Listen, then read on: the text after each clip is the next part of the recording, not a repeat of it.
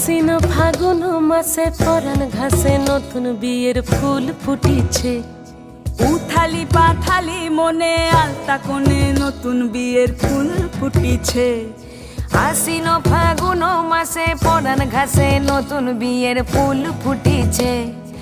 উথালি পাথালি মনে আলতা কোণে নতুন বিয়ের ফুল ফুটিছে।